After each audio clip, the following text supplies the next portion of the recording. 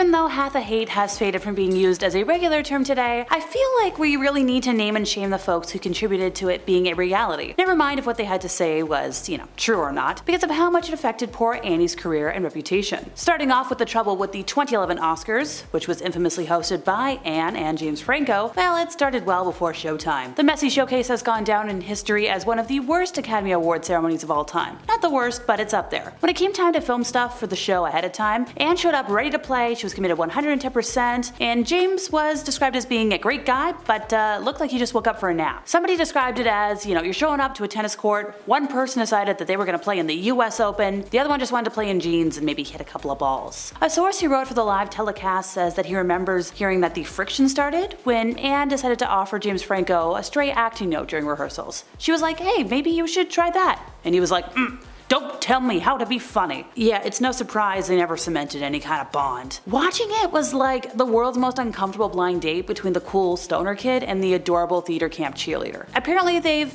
kissed, made up now, but that all just sounds like the worst combination of creative hell possible. I'm fully aware that quoting Howard Stern is low-hanging fruit, but he's the walking definition of someone who has managed to make a career out of being a hater, and well, that was relevant for today. During an interview with James Franco, he said, everyone sort of hates Anne Hathaway, and I've explained that I do too, and I don't even know why sometimes. She's just so affected and actressy that even when she wins an award, she's out of breath, and then she has a standard joke that sounds like it's been written for her, and it all seems so scripted and acted. She comes off like the goody two-shoes actress and is just sort of fun to hate her. Howard went on to add, hate is a strong word, but I dislike her even though she's a great actress. Is that accurate? James was like, well, I'm not an expert on Hathaway haters, but I think that's what maybe triggers it. Wow, talk about the pot calling the kettle black. Not only that, but he had the audacity to talk about the disastrous Oscars hosting together, making it sound like she was the one who came begging to become friends with him again, instead of the other way around. Let the history books show he's the one who begged her to host with him.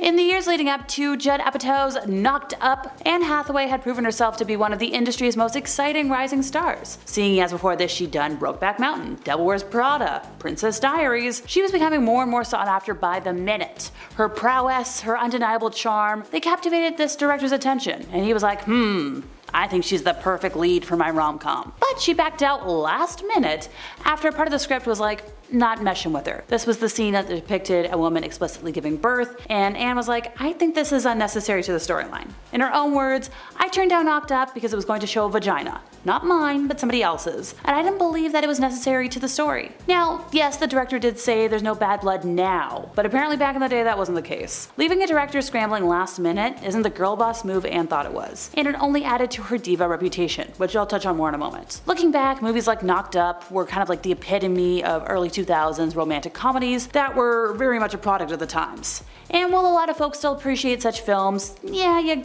can't deny the oddly unsettling storylines, the dated language, all of which perfectly reflect some of the era's biggest shortcomings regarding societal acceptance and inequality. Richard Lawson of the Atlantic Wire told Hollywood.com that Hathaway has this theater kid thing where she adopts the mood of every situation she's in. Rude and bawdy on Chelsea Lately, poised and classy at the Oscars, but wildly overcompensating every single time. Now he continued on like that wasn't all he had to say. She always seems like she's performing, and her favorite act is this overstated humility and graciousness. On the other hand, writer Victoria Wellman is one half of the Oratory Laboratory, a site that helps craft clients' speeches. And part of Anne's problem is just the actress is one of those people who doesn't really come off as sincere. Take for example her award show speeches. I've talked about it a bit today. The whole point of award shows is that nobody knows who's going to win, and the audience counts on that element of surprise to be part of a winner's speech. But Anne's words of gratitude came off as way too rehearsed, not the usual like, oh my god! And the more you rehearse something, the more kind of presumptuous it comes across. Like, yes, we are used to seeing actors act, but we do want to see a glimpse of their personality. So when it came to the Golden Globe speech, it was just very word for word. So, is she just a phony after all? Or is she someone who wants desperately to fit in and she's trying her best?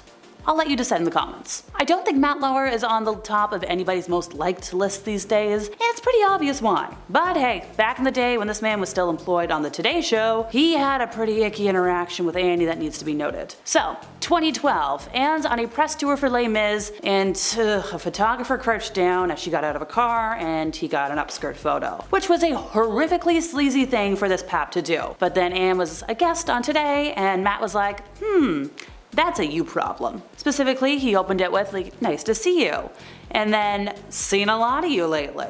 Now, Anne did her best. She tried to play it off as though he's talking about the oversaturated press cycle. She's just like, yeah, you know, I'd be happy to stay home, but the film, like, she's doing her best. And Buddy's like, let's just get it out of the way. You had a little wardrobe malfunction the other night. And like, he raised his eyebrows, like, she's right there. And the guy's just like, what's the lesson learned from something like that? Other than you keep smiling, which you always do. It was just so icky and gross. Ugh, men. Now, Anne's response was very, very graceful. She was like, it was obviously an unfortunate incident, and it kind of made me sad on two accounts. One was that I was very sad where we live in an age where somebody takes a picture of another person in a vulnerable moment, and rather than delete it and do the decent thing, they sell it. And she's like, I'm sorry that we live in a culture that commodifies the sexuality of unwilling participants. And she's like, that brings us back to Les Mis. Like, very good. The fact that the conversation even acknowledges the fact that what happened to her was a violation of privacy, but an attempt to humiliate her for the fact of possessing a female body? Ugh. It just hurts my brain. Matt frames the conversation as though what happened to her was an error on her part that she's got to learn a lesson from. And just his way of doing it and his instinct to raise the question in the first place reinforces this awful ideology where women's bodies are both inherently humiliating and public property. It's this ideology that helps perpetrate a culture in which men can just, harass and do whatever they want to women in private and get away with it.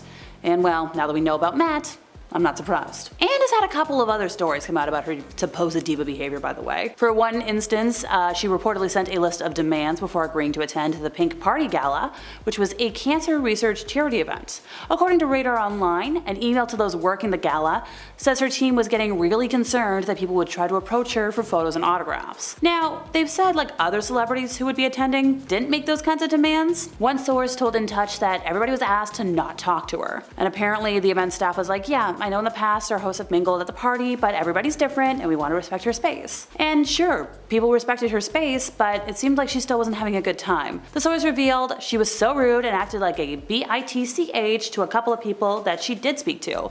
She just sat there rolling her eyes all night. Not a good move, girl. Anne was apparently a nightmare to deal with for an on-set chef, setting back her breakfast multiple times. For context, she was shooting a commercial on the Paramount lot and she wanted to order an English muffin, a poached egg, and an avocado for breakfast. TMZ reported that she sent the dish back not one, not two, 4 times. So the first time the meal was brought to her, apparently the poached egg was too runny. So sent it back. And then the next time, now her English muffin is too cold because it was sitting there waiting for the egg to be poached. Okay, I guess she has to have all of her food together at the same time in order to eat. So then her English muffin was taken away, but maybe she just didn't eat it? Nevertheless, it looks like it went to waste for no good reason. Now, 4th time around, the meal is perfect. But apparently it took so long that now Anne was in the mood for a fried egg. So she wasted this entire meal that she originally wanted just to change her mind.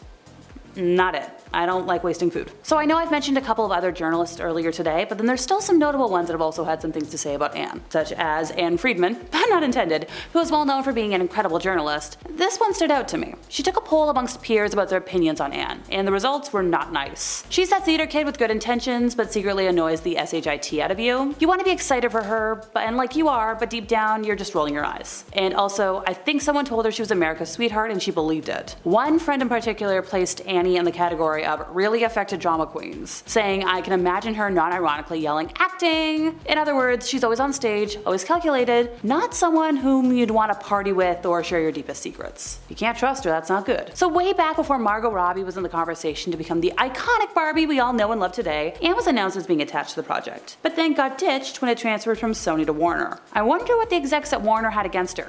Unless they know something we don't. And how about we end today with Annie's poor choice and an ex-boyfriend, Raffaello Follieri. He went to prison in 2008 for 4.5 years after he pleaded guilty in Manhattan federal court to 14 counts of conspiracy, wire fraud, and money laundering. Anne didn't break up with him until like right before he went to prison. And you've gotta question her ethics for not breaking up with him sooner. Like, how did she not know this? Like, how did she not notice the guy was a scam artist? Like, I feel like that would have been obvious. And that's it for me, folks. I've been Alexa, the resident emo girly. If you could help us out by giving this video some love, that would be great, and I'll see y'all next time, folks.